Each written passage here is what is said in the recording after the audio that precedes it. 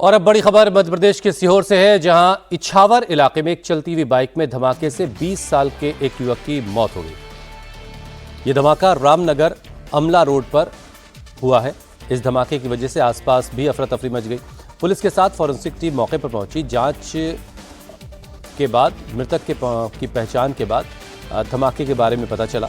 Police के मुताबिक मृतक की पहचान 20 साल के युवक सुखराम के तौर पर हुई है और ये शख्स कुओं और दूसरी जगहों पर खुदाई के लिए ब्लास्टिंग का काम करता था। रविवार को वो अपने काम के लिए बड़ी मात्रा में डेटोनेटर लेकर जा रहा था और तभी ये धमाका हुआ। धमाका इतना तेज था कि बाइक सवार युवक के दोनों पैर उड़ गए।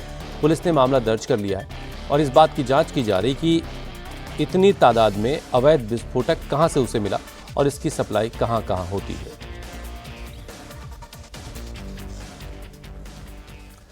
और नए साल से पहले वृंदावन में उमड़ रहे श्रद्धालुओं के लिए बांके बिहारी मंदिर प्रबंधन ने एडवाइजरी जारी की है।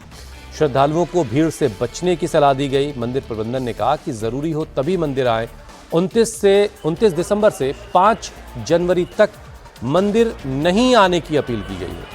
इसको लेकर कमेटी और मथुरा प्रशासन के जरिए गाइडलाइन जारी की गई। हर साल नए साल के मौके पर बांके बिहारी मंदिर में दर्शन के लिए लाखों की तादाद में लोग पहुंचते हैं, जो कि आम दिनों के मुकाबले कई गुना ज्यादा हो जाता है। लोगों की सहूलियत, बेहतर व्यवस्था और सुरक्षा को देखते हुए पुलिस ने ट्रैफिक एडवाइजरी जारी की। ये एडवाइजरी 25 दिसंबर से 2 जनवरी तक जारी रहेगी। इसके तहत छटीकरा से वृंदावन की तरफ भारी और कॉमर्शियल गाड़ियों की एंट्री पर भी पूरी तरह से बैन लगा दिया गया।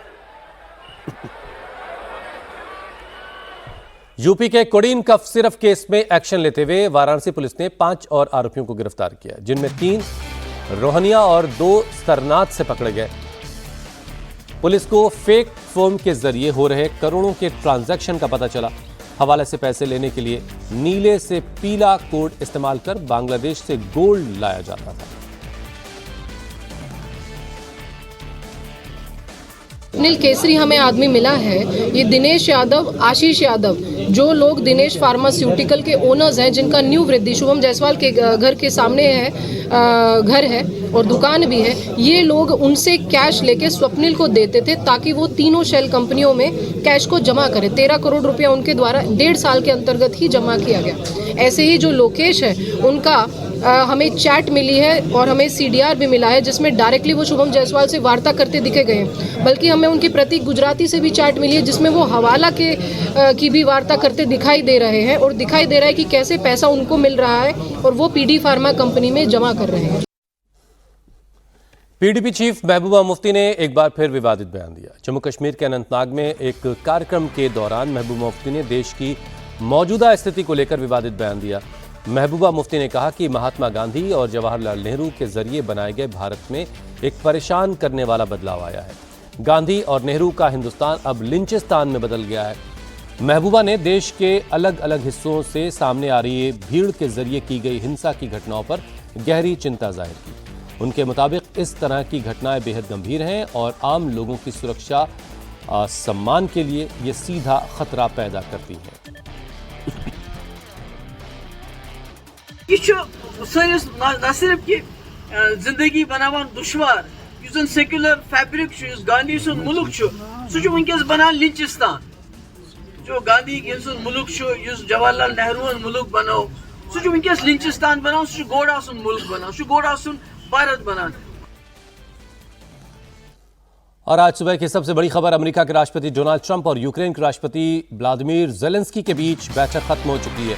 इस मीटिंग के बाद ट्रंप ने कहा कि रूस और यूक्रेन के बीच युद्ध खत्म करने के लिए शांति समझौता होने के अब बेहद करीब है, लेकिन जमीन का मामला सबसे बड़ा है और अभी इसे सुलझाया जाना बाकी है।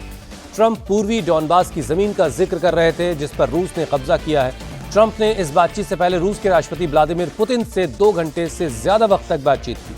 आज ज़ेलेंस्की के साथ मीटिंग के बाद ट्रंप ने कहा कि राष्ट्रपति पुतिन यूक्रेन की मदद करना चाहते हैं। रूस सस्ती ऊर्जा और बिजली यूक्रेन को देना चाहता है। ट्रंप ने ज़ेलेंस्की के सामने कहा कि अभी समझौता कर लें तो बेहतर है।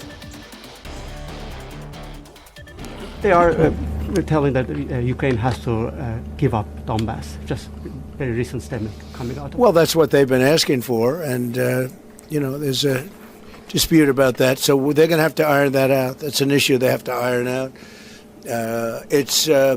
But I think it's moving in the right direction. What are the thorniest issues still unresolved after the? Well, I think the land you're talking about. Some of that land has been taken. Some of that land is maybe up for grabs, but it may be taken over the next period of a number of months. And you're better off making a deal now. Look, let me tell you, they have been very brave. They fought very hard and continue to fight very hard and do tremendous damage. How long do you think it'll take to get this last little bit, as you say, finished? What are we talking So about? if it went really well, maybe a few weeks. And if it went poorly, longer. And if it went really poorly, it's not going to happen. That would be a shame. There's that chance also. It's possible it doesn't happen. They're going to be helping. Russia's going to be helping. Russia wants to see Ukraine succeed. It sounds a little strange, but I was explaining to the president, President Putin was very generous in his feeling toward Ukraine succeeding, including supplying energy, electricity, and other things at very low prices. So a lot of good things came out of that call today.